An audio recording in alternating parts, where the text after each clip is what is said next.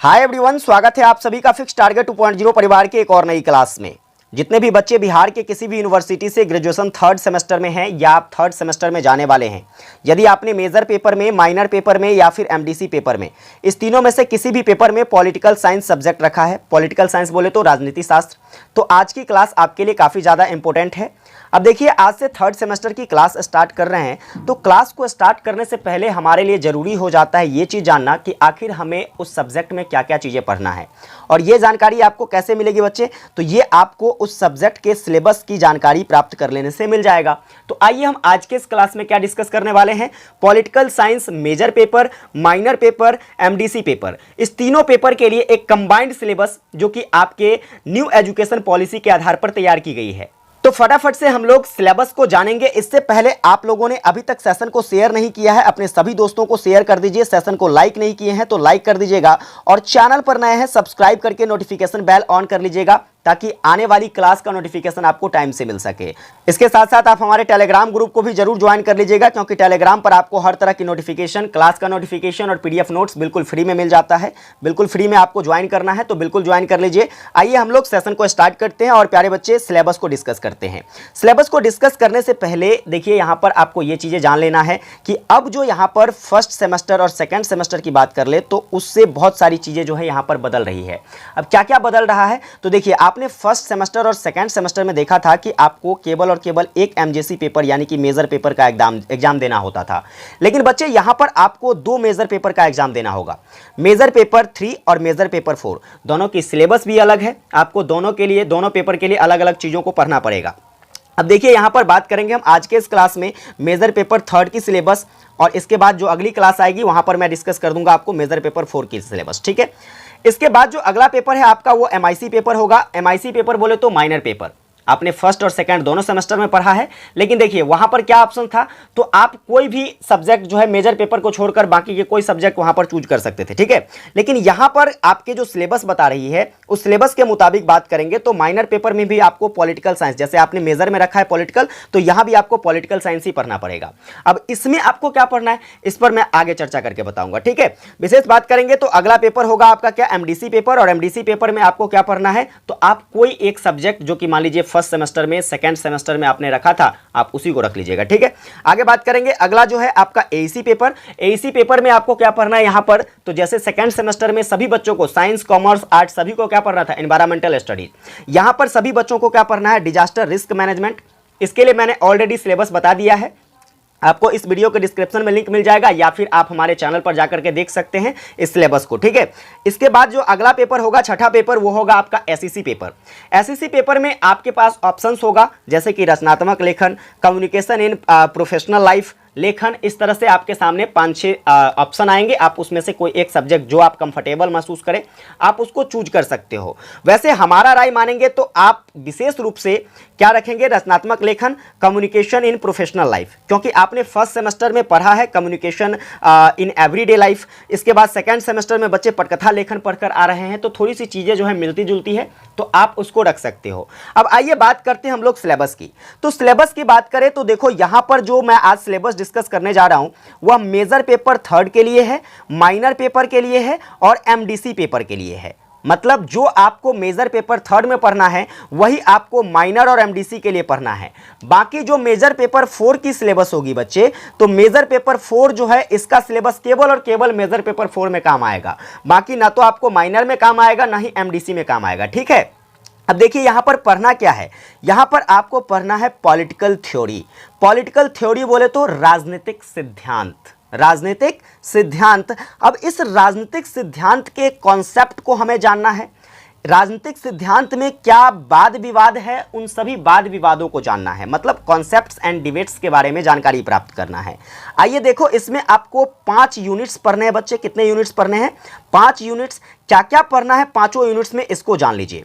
तो देखिए, unit number first में आपको कॉन्सेप्ट ऑफ लिबर्टी, बोले तो भाई साहब स्वतंत्रता की अवधारणा के बारे में पढ़ना है। जैसे मान लीजिए कि हमारे जो फंडामेंटल राइट्स हैं, फंडामेंटल राइट्स में आपको स्वतंत्रता का अधिकार दिया गया है ना, आपने पढ़ा होगा सेकेंड सेमेस्टर में फंडामेंटल राइट्स, मौलिक अधिकार है ना। तो उसमें आपने देखा था कि 19 से लेकर, ठीक है, अनुच्छेद नंबर 19 से लेकर प्यारे बच्चे 22 तक क्या था, आपका स्वतंत्रता का अधिकार था। अब इस स्वतंत्रता का कॉन्सेप्ट है, यहां पर आपको उसके कॉन्सेप्ट के बारे में पढ़ना है। कॉन्सेप्ट बोले तो सकारात्मक भी हो सकता है, कॉन्सेप्ट बोले तो नकारात्मक भी हो सकता है कि नहीं। तो आपको स्वतंत्रता के अंदर में नकारात्मक और सकारात्मक दोनों स्वतंत्रता को पढ़ना है, फिर मुक्ति और विकास के रूप में जो है इन सभी चीजों को समझना है। ठीक, आगे बात करेंगे तो देखो इसमें कुछ महत्वपूर्ण मुद्दों को भी पढ़ना है, जैसे कि हमें अभिव्यक्ति की स्वतंत्रता है, असहमति की स्वतंत्रता है, तो इन सभी के कॉन्सेप्ट को जानेंगे। अभिव्यक्ति की स्वतंत्रता का क्या कॉन्सेप्ट है, असहमति की स्वतंत्रता का क्या कॉन्सेप्ट है। ठीक है, ये आपका फर्स्ट यूनिट होगा। दूसरे यूनिट पर चर्चा करेंगे तो देखिए दूसरा यूनिट में आपको पढ़ना है कॉन्सेप्ट ऑफ राइट्स।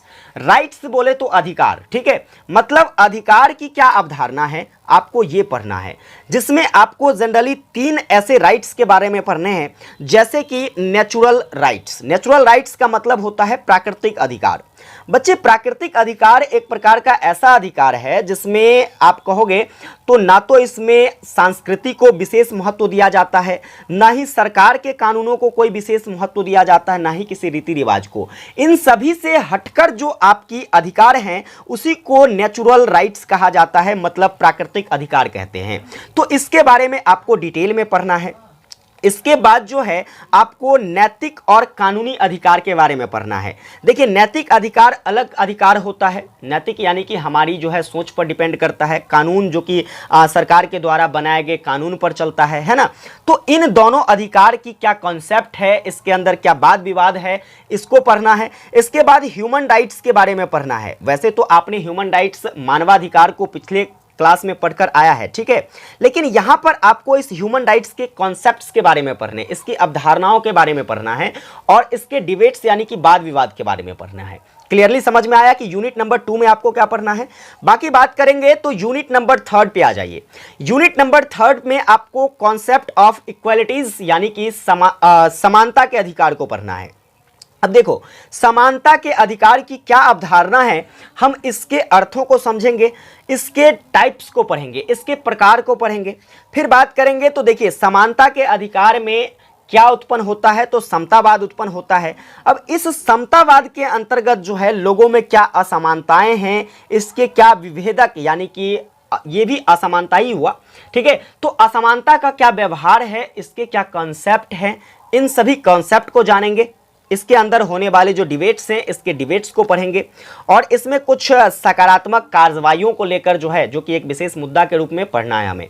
समझ गए? तो ये यूनिट नंबर आपका 3 है। यूनिट नंबर 4 की बात कर लेते बच्चे, तो यहां पर आपको कॉन्सेप्ट ऑफ जस्टिस यानी कि न्याय की अवधारणाओं को पढ़ना है। किसके अवधारणा को पढ़ना है, तो न्याय की अवधारणाओं को। तो देखिए यहां पर सबसे पहले हम लोग किसके बारे में पढ़ेंगे, तो प्रक्रियात्मक न्याय के बारे में पढ़ेंगे। इसके बाद विवरणात्मक न्याय के बारे में पढ़ेंगे, वैश्विक न्याय शक्ति हमारी क्या है, इसके बाद प्राधिकार और इसकी वैधता क्या है, ठीक है। इन सभी के कॉन्सेप्ट को काफी डिटेल में चर्चा करेंगे जब इन टॉपिक पर क्लास लिया जाएगा। आगे बात करेंगे आखिरी टॉपिक। देखो आखिरी यूनिट में आपको कॉन्सेप्ट ऑफ लॉ के बारे में पढ़ना है, बोले तो कानून की अवधारणा के बारे में पढ़ना है। कानून की अवधारणा का जो है राजनीतिक दायित्व क्या है, उसके जो है सविनय अवज्ञा क्या है, इन सभी के कॉन्सेप्ट्स को और इसके डिबेट्स को पढ़ेंगे, ठीक है।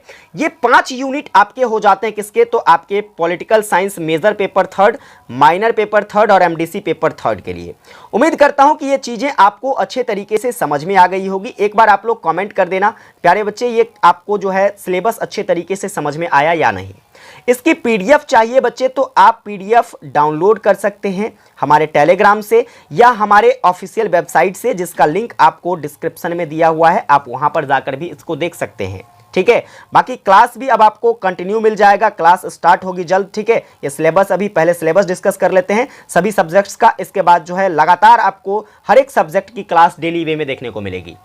सेशन आपको हेल्पफुल लगी है, चैनल पर नए हैं सब्सक्राइब करके नोटिफिकेशन बेल ऑन कर लेना। सेशन को प्यारे बच्चे लाइक नहीं किए हो तो लाइक कर दीजिएगा और अपने सभी दोस्तों के बीच ज़्यादा से ज़्यादा शेयर कर देना, ताकि सारे बच्चे जो अभी एग्जाम देकर थके पीरे हैं उसको भी अब तैयारी करने के लिए जागृत करना है, और जो बच्चे अभी तक सोए हुए हैं उसे भी जगाना है, ठीक है। तो सभी को शेयर कीजिए ताकि क्या हो सके, सभी बच्चे जागृत होकर आए और अपनी तैयारी को मजबूत करें, ठीक है। विशेष आप लोगों से अगली क्लास में मिलेंगे। जय हिंद, वंदे मातरम।